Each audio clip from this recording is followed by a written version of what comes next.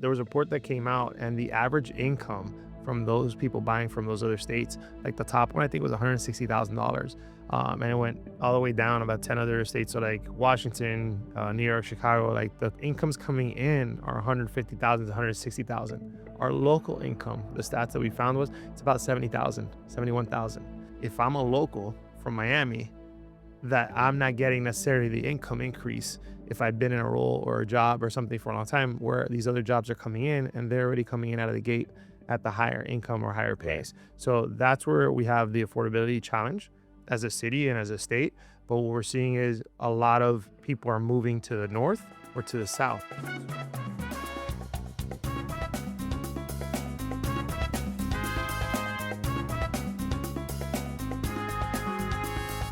Hi, and welcome back to the Miami Real Estate Podcast. I'm your host, Omar, Executive VP of Marketing and Communication at Surveyor Real Estate. It is Thursday, May 21st, when we are recording this. Today, we're bringing you a market pulse. Joining me for that conversation is Alfredo Pujol, Chairman of the Board for the Miami Association of Realtors. Alfredo, thanks for being here. Thank you for having me. Thanks, Omar. It's my pleasure to have you here. As in addition to being Chairman of the Board for the Miami Association of Realtors, you're an active agent working transactions every day in this market. We saw recently that 6 days ago, the association released a report that in April, I believe, sales year over year was up 5.6%, if I got that correct. So, yep, sales continue to go up. They're going up, right? So that's exciting. And, so I wanted to talk today about what you're seeing on the ground. There's a lot of good news out there around Miami. Specifically, there's been a lot of coverage about wealth migration from New York and California. So I'm curious, based on what you're seeing in the deals you're closing, do those markets reflect sort of that 5.6% increase year over year? So that's a definite yes. One thing I did want to tell you, so this is something that we've been, just happened 7 days ago, is we're now the largest association on the planet. So I just got to say that real quick, and then I'll get to that question. But so it's now Miami Association and RWorld. So that's going to combine forces all the way from the beginning of the Keys up to right before Orlando. So that's the largest association in the world. So part of that, right, is getting a pulse on what's going on, not just locally, but on all that level. And yeah, we've seen the increase of sales. So just going back to the question, we've seen the increase of sales and it continues to rise, but it's for the higher price points. We're seeing the continued wealth migration coming in from New York, California.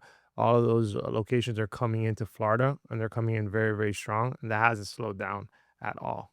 And so when you say higher price points, what sort of range are we talking about? So what we're seeing is the $1 million homes continue to increase. So part of that is the values have gone up, but part of that is also some supply and demand for certain products that the clients are looking for. If I'm coming from California or New York, I'm going to get better tax rates and more opportunities here. So you see that already with people moving down here, like Zuckerberg. Bezos was one of the first ones. But all those type of, I think they're all moving their businesses here. So it starts with the CEOs buying a home. So like Larry Page just bought $100 million, so they're buying these properties, and then with that comes the businesses. So from a local standpoint, the challenge is if you're a local, that's pushing your prices up. Sure. From a person coming in from California, we're a very good deal. From someone coming in from New York, we're still very good price per square footage, and the products that we have are still well within a good value for them. Certainly. And in terms of the type of product that they're purchasing, it's a single family homes primarily. I know the 100 million and up price point, yes, but are the condos moving as well? Condos are moving. The biggest challenge with the condos is financing. And that's something that we know that we're facing head on. But condos are still moving. There's still certain pockets, but it's the condos that the associations have taken care of the buildings, and those that are getting certified and coming up to the code and making sure that they're proper. Those continue to be a product that's moving. And if you're a first time buyer, a condo also is a good opportunity because you have some of these condos that are under $1 million. Right. So as they become financeable, or we're able to get these, and that's something we do through Florida Realtors and Miami Realtors and the association, which a lot of people don't see, but behind the scenes, we do a lot of advocacy for that side. So as those condos become, easier to finance, you're going to see the people downsizing going into a condo product, but also first time buyers, right? The newlyweds, the people that, just moving down here, they're going to be able to get that product. Right, that's a great opportunity for that first-time home buyer, especially in the buildings that are well-maintained, like you mentioned, with the budgets and also eligible for, I guess, is it the Fannie Mae or the first-time home buyer loans? Yeah. So I mean that's something we'll see next year. We're starting well this year as some of the requirements increase. We'll see how that plays out. But I do think in the future, especially for Miami, most other cities in the world, they go vertical. There's no more land to build in Miami. Right. We were not going to build into the Everglades, so we're going vertical. So I think that that's a big opportunity for us in the future. Is as we get this condo situation and we start to Right. improve that, you're going to see it's going to be a very good viable option for buyers and sellers. For sure. And then going back to New York and California, so these buyers, are they financing? Are they paying cash, or what are you seeing there? The majority are paying cash. The majority are paying cash, and they're getting out of those areas and coming down here. If I'm a $1 million a year earner in New York and I come down to Florida, my tax saving is going to be about $100,000. It's about a 10% difference just in tax saving, not counting the house value or Mm, what I'm getting. So just from that perspective alone, right? If I'm a business owner, I'm coming down here, I'm already saving in cost. right. So that helps me bring not just the business over, but employ more people. So I think that that's one of the advantages that we have at Florida. And so that's why you're seeing a lot of New Yorkers as they get taxed more, they're coming down to an area where they're going to pay their fair tax, Right. but they're going to have more opportunities to grow their business or build their future. And then beyond the tax, because the tax is getting a lot of the attention, right? We see tax benefits, that makes sense. But I think beyond that, what is keeping and attracting residents from New York and California to this region? I mean, I don't know if we can talk politics, but I won't dive into politics. But if you watched the news lately, Ken Griffin, who's going to build a building down here, I mean, he's been adamant about bringing even more money into Miami, and he's Yeah. just one, right? So this is from a Chicago area, right? So he's bringing in there, and he was going to build and put more into New York City, and instead, in the interview he just did, he's going to allocate more of those funds to come to Miami. That's one. Zuckerberg, like I mentioned, is another one. He just got a palace in Miami Beach somewhere, right Right. outside, right? The Google guys are here, Palantir. So someone mentioned this in one of the panel that I attended a long time ago. Is the Miami was always for finance, right? But New York was known as the finance capital of the world. Miami is now becoming that finance capital of the world. But the caveat to that is we also have tech.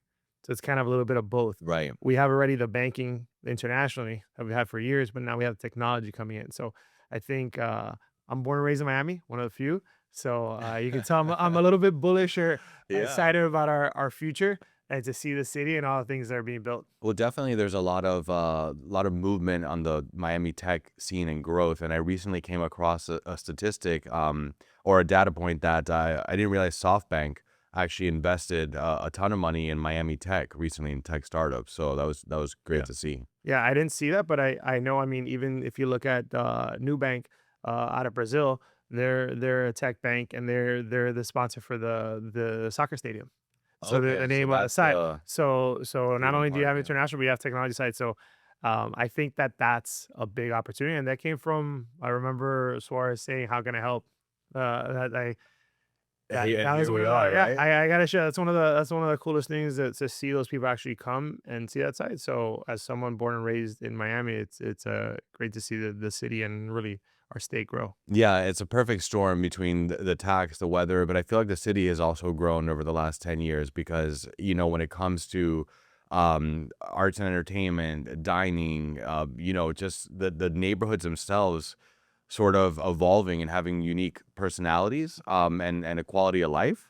Yeah. It's really the people who came, it's not like, okay, it's just taxes. Like they're here and like, wow, I love it. This is not the Miami I used to know. Yeah. Yeah, I mean, a lot of areas, and even with the buildings, and when you're seeing Savetta built, and a lot of the buildings, they're the families, like you said, are coming in. Mm. What we're seeing more is the city centers.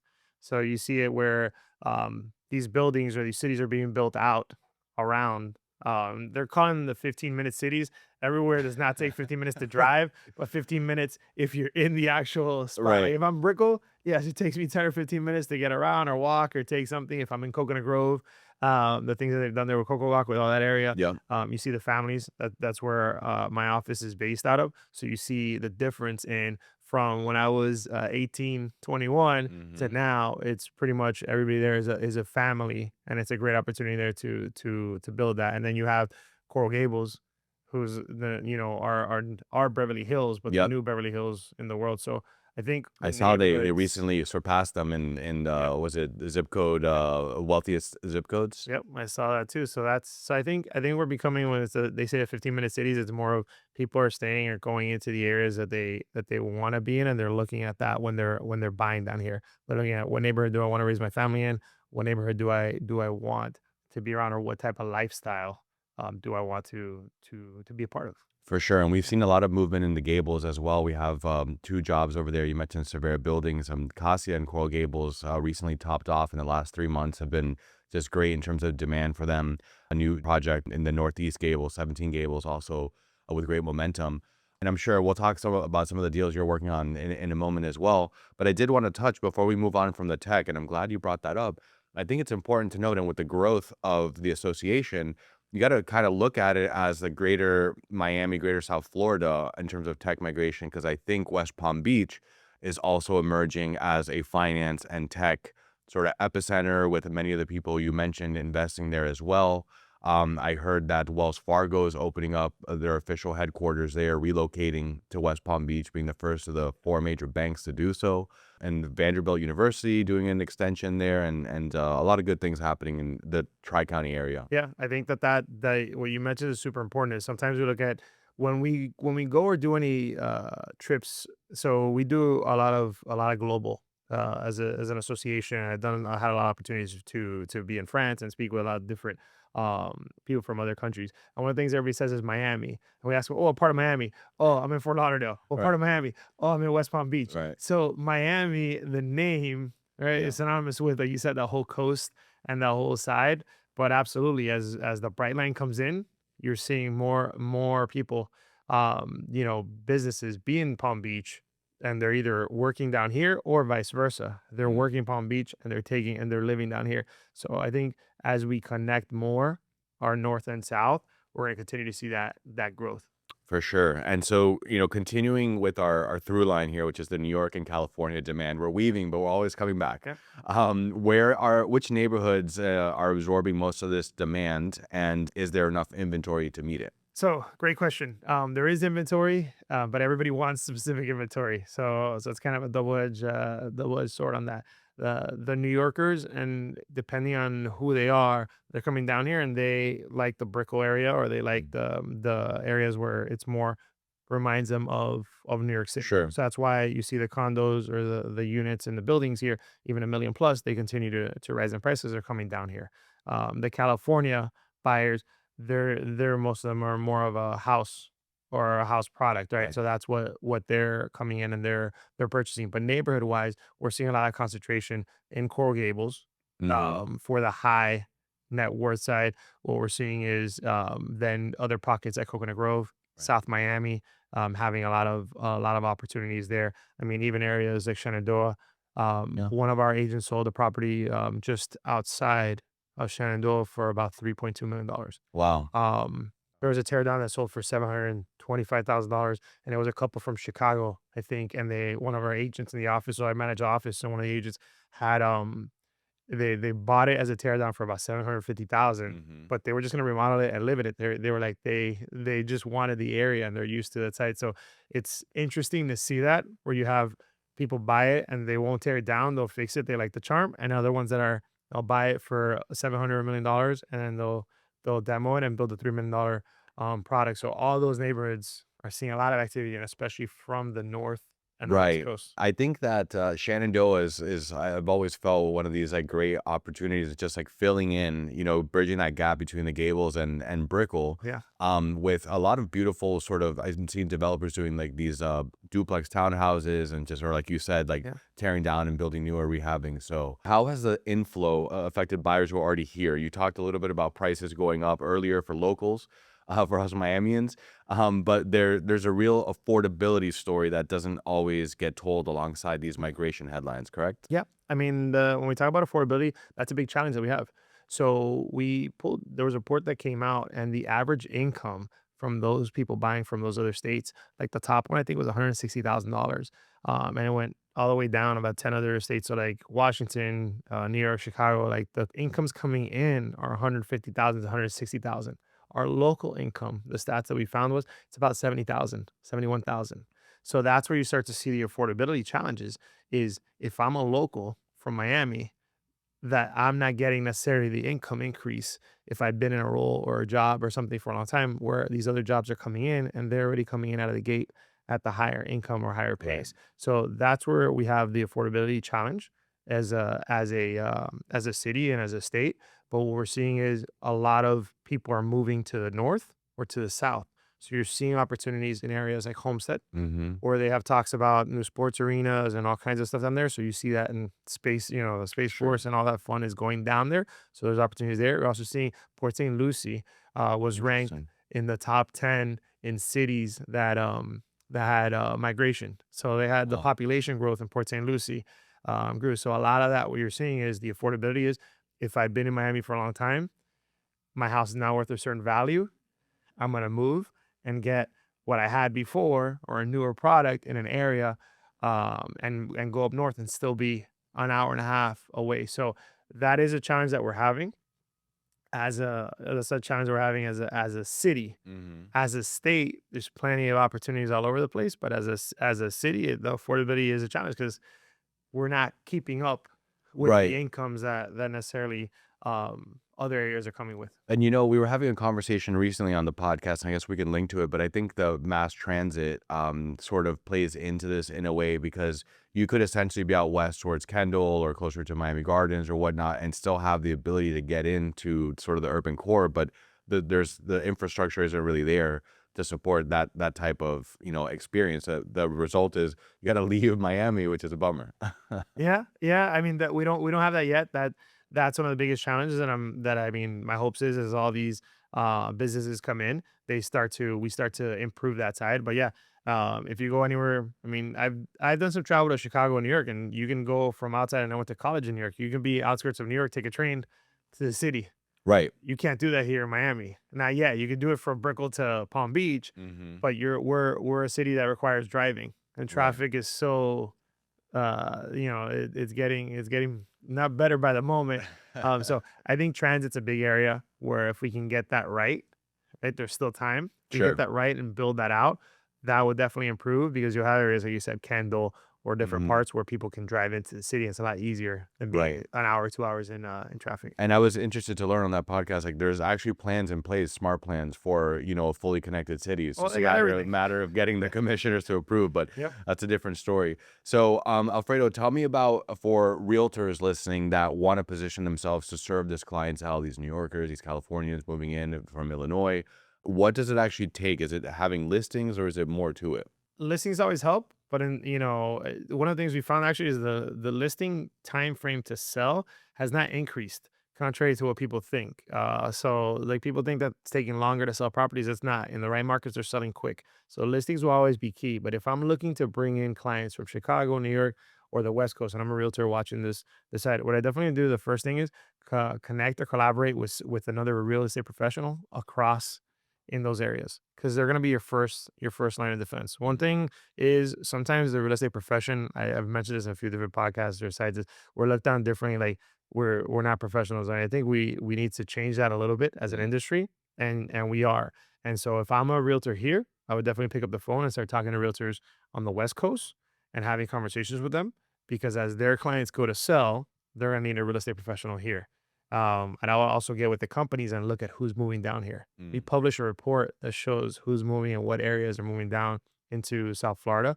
So they can go to Miami Realtors and see that report. But I would get that data because we noticed a spike in Washington, in both Washingtons, so Washington on the West Coast and Washington on the East Coast. And that's Amazon. And the other one is through the government, right? They're doing a lot of things in the site. So you Mm. want to follow where the migration is coming from and either reach out to those areas or understand that clientele that's coming to buy and what they're looking for. Mm, of course, you got to do your research, be professional. I think that's critical in this, especially in this modern marketplace where the consumers half the times have more information than the realtor does before, when they come to you. Yeah. So I think that's a huge part of it. Speaking of data, when you look at what the Miami Realtors tracks, is this trend accelerating? Is it plateauing or showing any signs of reversal? Going back to that report, and sorry to No, no, to, you're to good. jump in, I did notice that the 5.6% year over year increase was the eighth straight month of growth. So it seems like we're going in the right direction. Yeah, it's actually the one you pulled. We're up to 11. I got one yesterday that I Wow. did, so we're up to. So I think you got the 2 month the beginning of the year one, but the last one we're up to 11 months. It continues to grow. We did have a little bit of a dip the Mm, last 2 years. That's what people don't. So on some areas, but for the most part, the dip has been in certain pockets, but the mm. market has continued to increase, and the migration continues to increase. That hasn't stopped. And I think you touched on this, but just to drive a fine point, which pocket is performing the best right now, and which one is performing the worst? When you mean pocket, you mean neighborhoods, or you? What do you? Like, well, I was talking about product type, but I guess it could be product type and or neighborhood. Single family. Single family is always gonna. It's doing the best. Single family is always gonna do the best, no matter what. No matter what. We can be naive about it. Single family, especially before you get here in a house in Florida, is always gonna do the best, and that's always outperforming. Especially in our areas because there's not a lot of product. Right, Right. we're out of land. So for those realtors that are local, we have the Everglades. For those that are not local, we only have so much land. We can't Right. build out into our natural It's alligators. resources. Yeah. Yeah, so we only have a finite amount. So we either have to build up or the homes. So the homes, those are going up and they're continuing to stay strong. So that would be the area that I would say is going to be very, very strong for years to come. The one that I think a lot of people are forgetting about is, especially our local realtors, is the condo market. Mm. Like if I'm a local realtor, and I've been saying this, I would learn everything about the condo and make sure that the condos that are doing everything to come to code and get financed and be that you're going to be that resource. You have multiple markets there to help clientele. Alfredo, so last question on the New York, California topic. If you're in one of those, you're a resident of one of those states and you're sitting on a significant asset and thinking about making the move to South Florida, what does one need to understand before doing so? If I'm sitting on an asset and I want to be, I'm a believer in you keep real estate forever. So what I do think a lot of New Yorkers are doing is they're coming down here and they're buying, and they're moving their tax base, and they're still keeping an eye on New York. New Yorkers love New York the same way that I'm born and raised in the 305, and I love Right. my city. So if I'm sitting on assets in New York, or I would look at definitely getting with professional and figuring out first a strategy of what I need to do to move down here, and look at that from a standpoint of what product am I buying, Mm. how long I'm going to be down here, is this a permanent side, and am Yep. I going to give up that real estate in New York, right? Because they don't have land either to build. So that I would never give up. I know it's kind of counterintuitive, but I would look at either doing something where you can take a portion of the funds and buy here. If you need to sell, you need to sell. And there'll be opportunities in the future. But I definitely think if you're sitting on those assets, the first thing is you got to call a realtor. You got to call someone local. You got to Mhm. call someone that understands the market. You should interview at least one or two realtors, real estate professionals. Yeah. So a lot of people go right to the first one. I think that you should always interview one or two, and make sure that they know the neighborhoods and what you want if you're a client coming in from those areas and understand what you're doing. But if I'm from New York, I'm looking at it. This is what I've said on a few different podcasts or a few different interviews. New York's 400 years old. It's 423 years old. Miami just turned 129 years old. Right. Right. Right. So we're a Quarter baby of or a the teenager or history. however you want to call it on that side. California's 240 or something like that years old.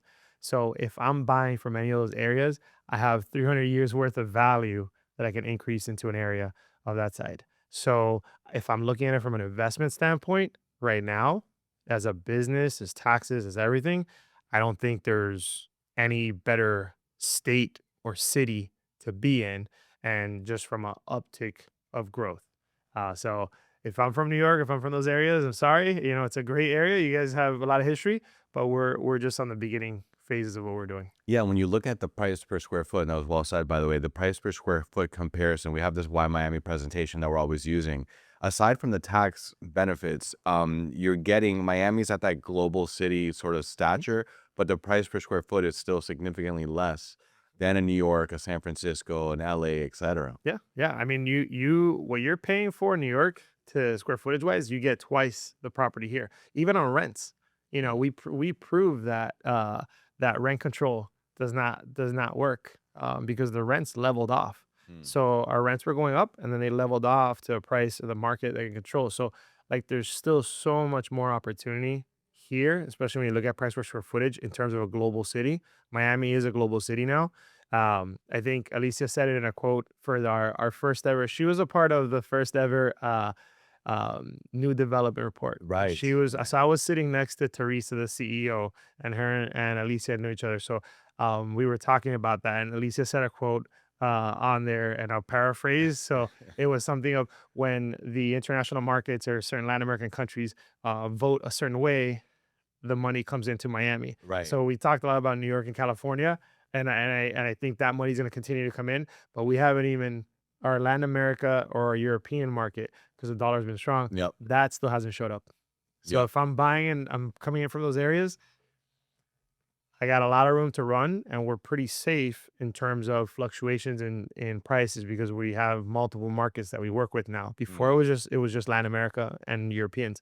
Now we have Right. domestic. So we are a true COVID global city. opened up the Miami to the US, I think. Yeah, our secret's out. So our secret's out. I like the way, by the way, you thread the political conversation to keep us from getting demonetized. Yeah, So no, good job. don't worry. I won't. Okay, moving a couple rapid fires. We Yep. got a few minutes left before I let you go.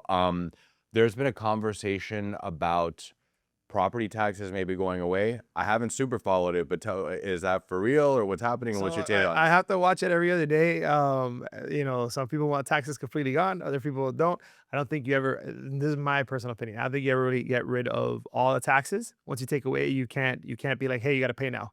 Mm. But I do think what they're doing, or the conversation, is a smart conversation. They're having conversations on just using the taxes for specific things. Your firefighters, your police, Hmm. your services that are absolutely 100% needed in the states and the city. So I think that's a good conversation to have. But even from a tax standpoint, it's only about 30% of the population that's already paid off their home. So Mm. it's not even as big as, it's a good amount, but it's not even as big as people would think. So, the tax situation, I Mm. think they're gonna resolve it. I don't think we ever, as my personal opinion, I don't think we ever get rid of taxes. Mm. And I think that if you take away all the taxes from the property side, where are you going to get them from? Right. So we have to be very careful what we do there with the tax side. But it's a fun topic, and it's good to know that at least they're trying to lower, as Right. opposed to other areas, they're They're increasing. increasing. So, yep, threading that line. But if I'm from all those cities that I mentioned, your taxes went up quite a bit. We're talking about lowering taxes and giving more services. It's going in the right So direction, we're I think. we're we're we're in a different spot than there. Yeah. Talking a little bit about emerging markets, one that doesn't get talked about as much, but I think has a lot of potential, is Asia. Now, I read recently that, I guess, as of October, the board of commissioners and the airport deemed, I think it was Tokyo, Riyadh, and Singapore as three of the four focus markets. What are you seeing in regards to those areas? Is there real demand there, and any progress on the flight conversation that you know of? You're speaking my language. I was one of the you're reading and you're seeing what's coming out there. The Asian market. So I think Japan, they just did a flight out of Orlando, a direct flight to Japan Mm. last month in April, I think it was. But in regards to that, I do think the Asian market is a big market that has not showed up here yet. It's not here in Miami. You see a lot of it in California and New York. I don't think that has come in yet. I think that's a big opportunity, and so I was smiling because we've been proactive as Association of Realtors in pretty much every other country, and one that I've been adamant about we have to get to is Asia, because Mm. that market is definitely another sector. So that's why when we talk about stable markets, Mm. we haven't even touched base on that market that's there. The For one sure. that I do think that people are forgetting about is the UAE.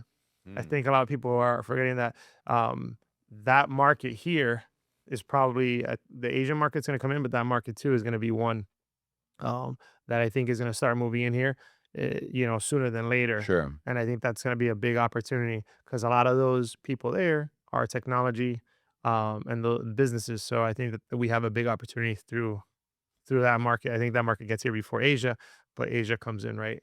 For sure.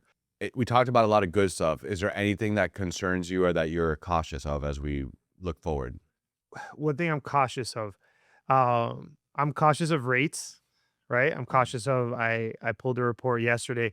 Gas prices went from $2 and 30 cents to $4 or $5 here, Mm. and that's in 1 month. Wow. So I'm cautious is where we talked about how we move in Miami and Florida, Right. right? A lot of us requires driving. So when you're paying $40 in gas to get to work and now you're paying $80, that starts to become something where you start to question or have that side. So on a global scale, there's a lot of things where that can slow down the market. Mm. But on a global scale, from what we continue to see, there's more opportunities here than other areas, right? But those are just factors to watch, especially from affordability standpoint. Is you know, you start to raise certain things, and people might think about twice about, do I want to go to Orlando to a Sure. theme park, or do I go to the pool at home? Right. And these are real conversations that I'm having. I'm Yeah. like, Yeah. do I take my son? Do we go to Orlando with the family, or Right. do we go to the pool and make it a weekend there? So Right. Little I think that staycation. if I was to say, one of the things that we have to be very careful is that we don't, with lowering everything, that we don't inflate too much in what we're doing. I think the free markets will always talk and they'll always level out, but I think that's, if I'm cautious, I'm just keeping an eye on everything that's happening outside. For sure. Speaking of pools, I think the Venetian pool in Coral Gables is back. I think I gotta go there, man. I haven't been since I was like 10 or 12. So I right. gotta I've go actually there. never been. That's a fun Really? fact. You Yeah. gotta go. Yeah. It's Well, I a grew up cool in pool. Weston, so it's like there wasn't, Oh, you okay. know, it wasn't. I feel like I'm a Miamian, but Well, that's we'll give you the honorary. Honorary side. So close us out with a positive. What message do you want to leave our listeners? What are you excited about the future, and what are your words of wisdom? I'm excited about the real estate industry, especially in Miami, coming together. Like I mentioned in the beginning, I know I came on as Miami chairman, but it's Miami and RWorld chairman. So RWorld is the Fort Lauderdale, Palm Beaches, St. Lucia, those markets. So having the opportunity to be the first chairman for that, and then being in the scenes and talking to a lot of real estate professionals, it's a good thing. Our industry is coming together and understanding the value that we bring the people into homes where they're during the people's worst times and where they're during the people's best times. So I think as an industry, if I'm a realtor, a real estate professional watching this, I'm like, there's a lot of good times ahead, but I gotta be professional about it. So if on a positive note is we're coming together, and as a state and a city, we're coming together. So I just think maybe it's over positive. I just think the future is bright, and every time that we feel something in Miami, we get through it. So I think our future is looking good. I like it. I love it. We're going to leave it there, folks. This was a conversation with Alfredo Pujol, chairman of the board for Miami Association and RWorld Yep. of Realtors, the largest association of realtors in the world. Alfredo, thank you for sharing your insights with us. Greatly appreciated, and look forward to having you back here soon. Thank you, Omar. Thank you, everyone. So, folks, make sure to like, subscribe on Apple, Spotify, or wherever you listen. We're also on YouTube. Make sure to leave us a review, and we'll be back soon. Until then, remember that here in Miami, the future is always bright. Take care, folks.